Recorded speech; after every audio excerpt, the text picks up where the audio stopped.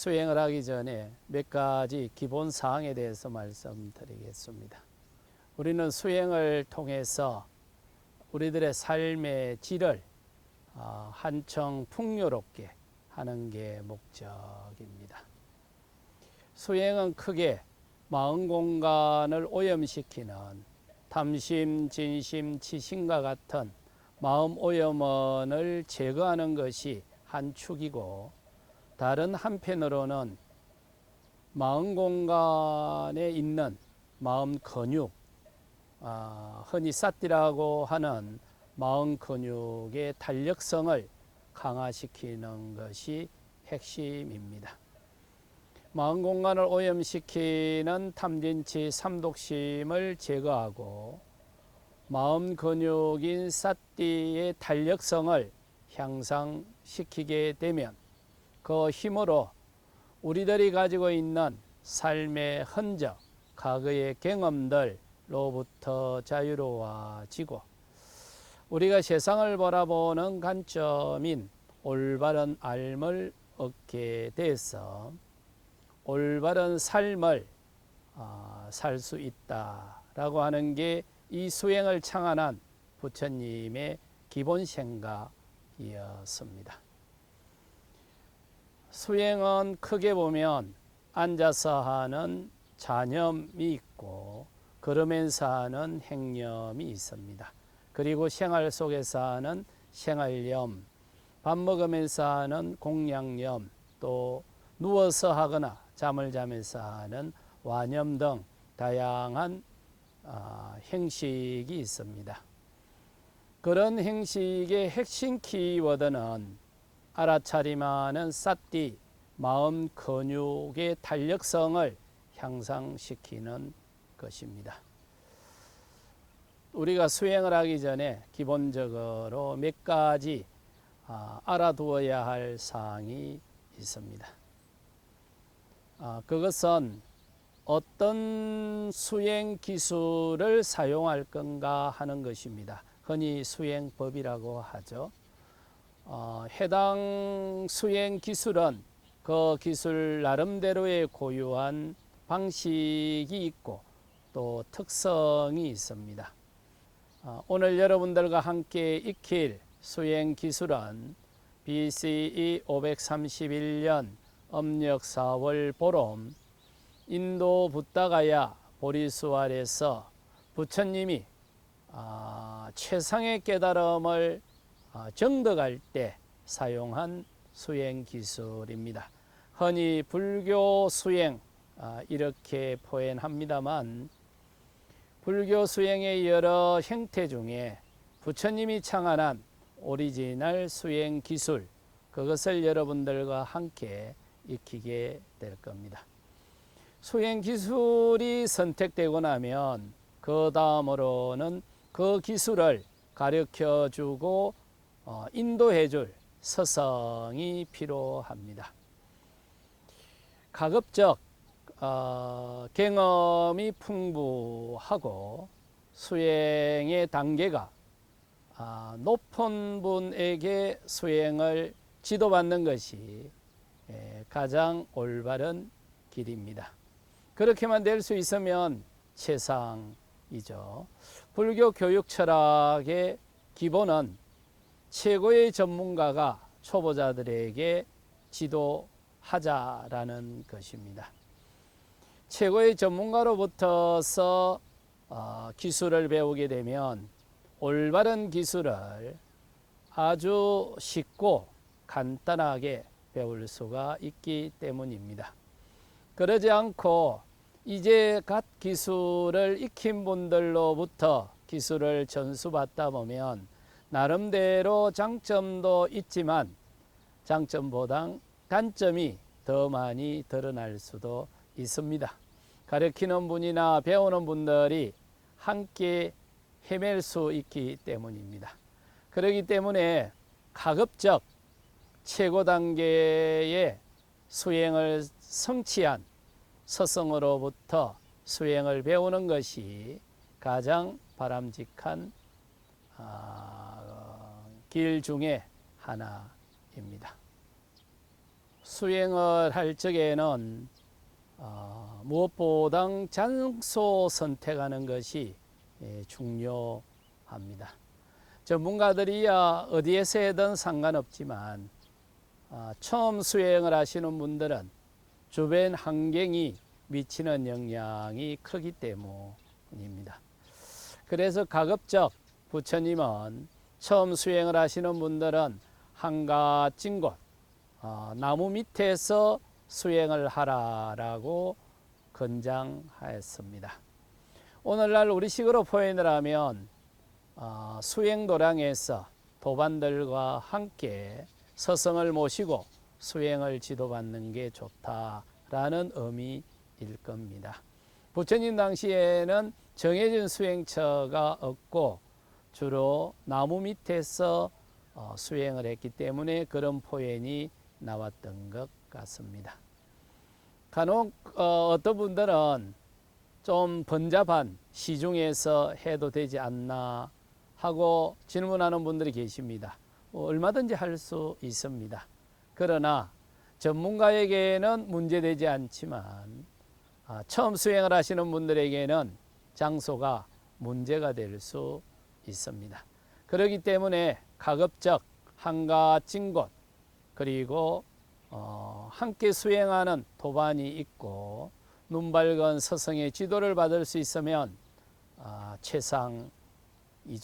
그런 장소를 찾는 노력도 처음 수행을 시작하는 분들의 기본 자세이기도 합니다. 다음으로는 그 수행하는 공간의 기온도 좀 살필 필요가 있습니다. 너무 덥게 하지 마시고요. 그렇다고 너무 찼게 하지도 마시고 수행은 기억 이미지와 결합해 있는 탐심, 진심, 치심과 같은 노폐물을 제거하는 과정입니다. 탐심, 진심, 치심은 에너지 덩어리죠. 이런 에너지 덩어리들이 기억 이미지와 분리될 때 에너지를 내뿜게 되는데 이때 방출되는 에너지는 몸에서 열기 형태로 느껴집니다. 몸에서 열이 쑥 빠져나가게 되면 순간적으로 몸이 차가움을 느끼게 됩니다. 그렇게 되면 몸이 경직되기도 하고 몸이 불편해지기도 하죠.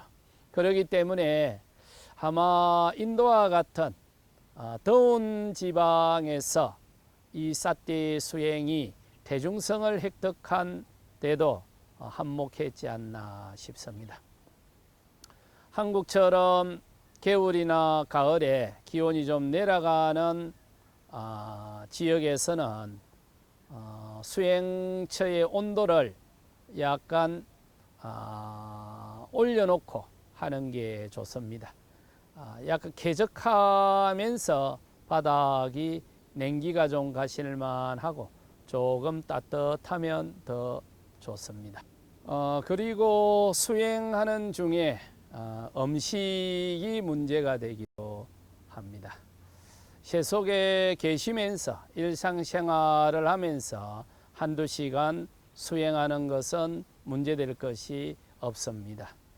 그러나 전문적으로 수행도량에서 함께 모여서 수행할 때는 가급적 점심 이후에는 주스나 차, 우유 정도의 유동식만 드시고 다음날 아침 5시까지는 씹어 먹는 것은 절제하는 게 수행에 도움이 됩니다. 12시부터 저녁 10시까지 온전히 수행에 집중할 수 있는 시간을 확보할 수 있기 때문입니다. 그러나 세속에서 하루에 한두 시간 짬짬이 수행을 할 적에는 이게 쉽지가 않습니다. 그래서 공양하시고 한두 시간 지나서 수행을 하는 게 좋습니다.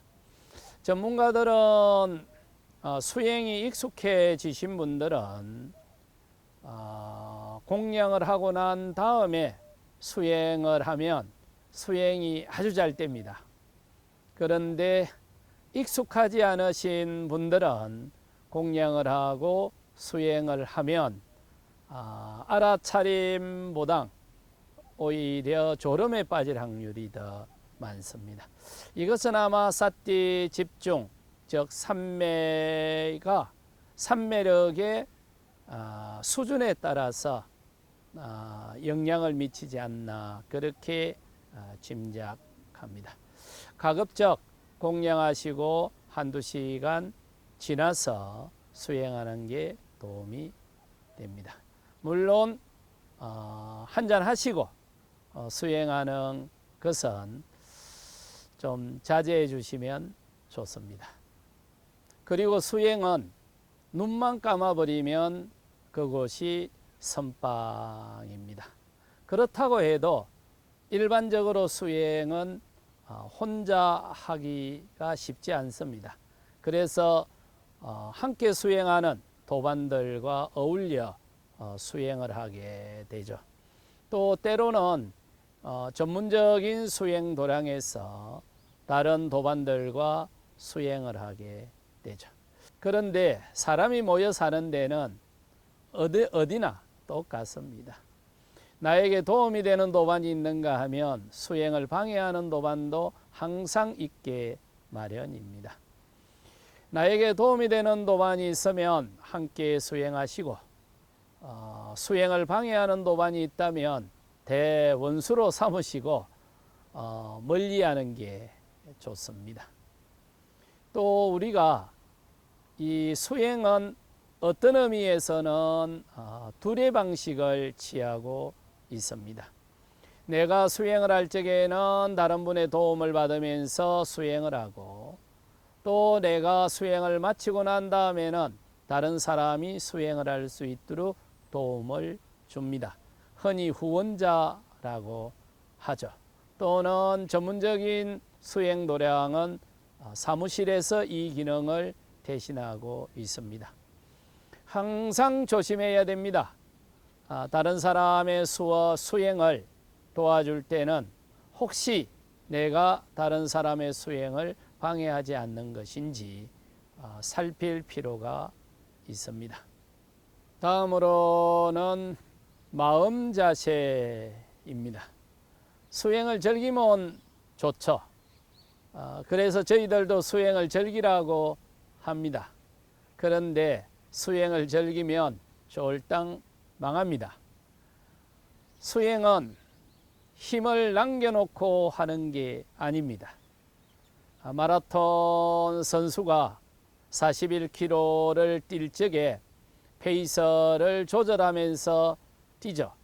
그런데 수행은 조절을 하고 뛰지를 않습니다. 처음부터 전력 질주를 합니다. 내가 쏟을 수 있는 모든 에너지를 할 수 있는 한 다 쏟아가면서 수행을 합니다. 그렇게 해도 될까 말까 합니다. 이게 수행의 특성입니다. 어떤 것도 조절하지 않고 있는 대로 올인을 하는 거죠. 부처님은 지나치게 수행에 매몰된 제자들에게 거문고 줄이 균형을 맞추면 아름다운 소리가 날 수 있다라고 하면서 균형을 강조하셨습니다. 그런데 이것은 매우 드문 경우입니다.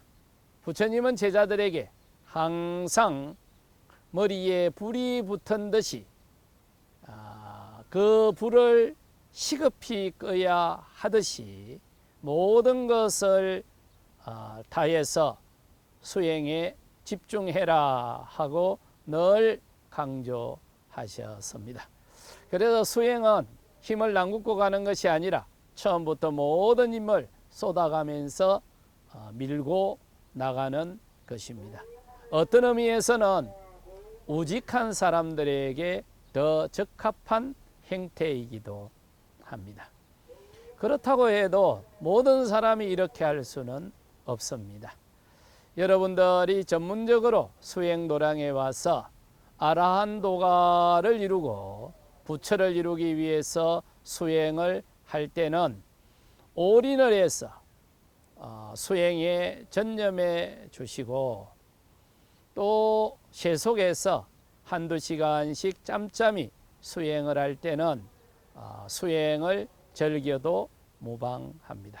항상 수행은 즐기시되, 수행을 즐기다 보면 어느 순간 눈을 떠 고개 들어보면 극락이 눈앞에 펼쳐질 겁니다.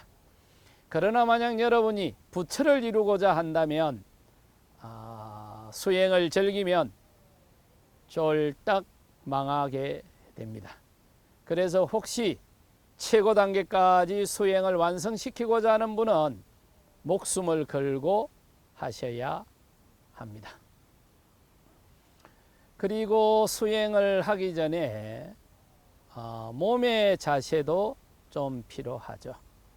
특히 실내에서 수행을 할 때는 간간히 보면은 화장을 하고 오시는 분들이 있습니다. 그러면 수행자들이 많이 예민해서 그 화장품 냄새가 강하게 느껴집니다.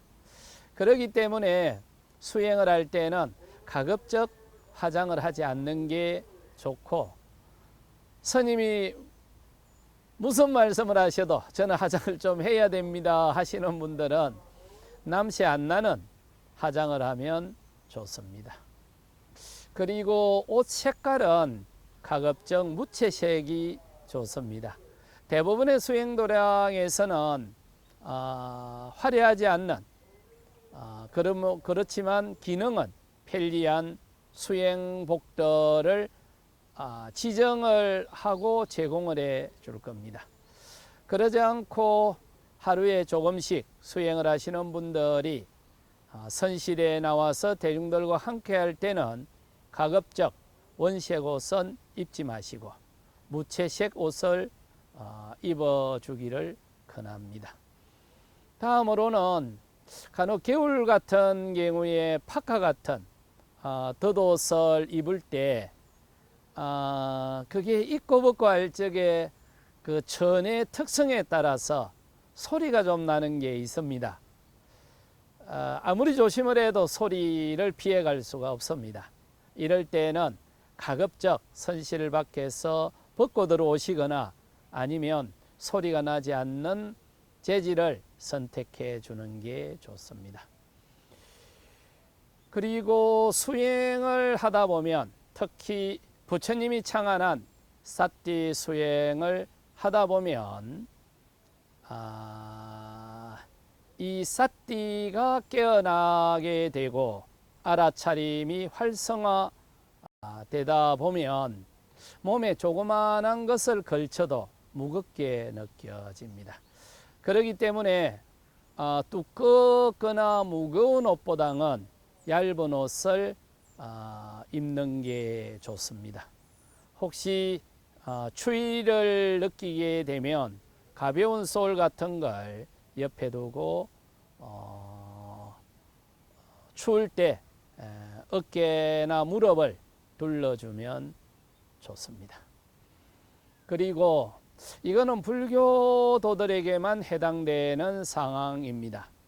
한 석 달씩 또는 1년씩 기간을 정해서 집중적으로 수행을 할 때는 시작하기 전에 수행자의 품성, 수행자의 행위 규범을 지키겠다라고 서원을 하고 수행을 하는 게 좋습니다. 그것이 수계라고 합니다. 수계를 받고 수행을 하면 그냥 하는 것보다 효과적입니다. 본인의 각오나 다짐이 달라지겠죠. 그러나 비불교도들에게는 해당되지 않는 사항입니다. 그리고 수행자의 품성에 해당되기도 하겠습니다만 덕을 베푸는 것이 수행에 크게 도움이 됩니다. 어떤 의미에서는 수행은 복노름이다라고 표현을 하기도 합니다. 복이 많은 수행자는 함께하는 수행자들이 자신의 수행에 도움이 되기도 하고, 복이 옅은 수행자는 아무리 좋은 수행도량에 가서 수행을 해도 내 수행을 방해하는 분을 만날 수밖에 없습니다.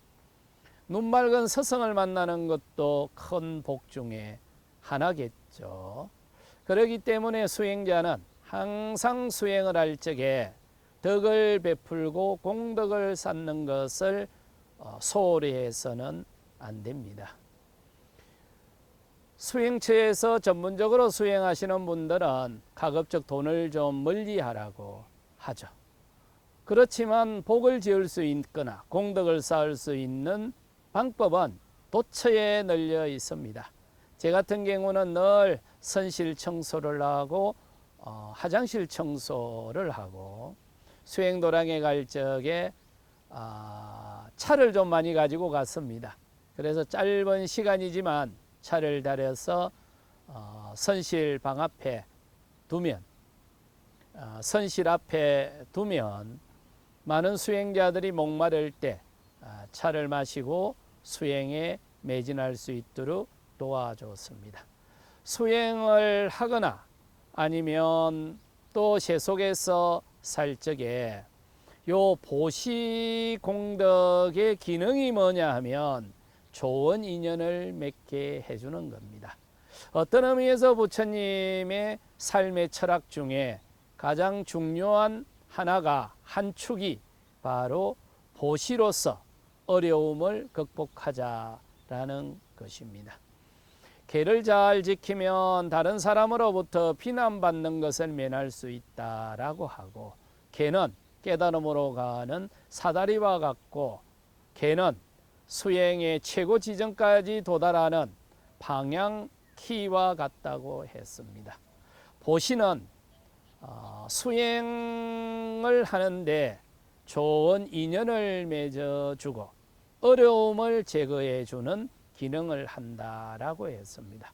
그래서 옛날부터 어른 스님들도 스스로 보시를 하는데 결코 주저하지 않았습니다.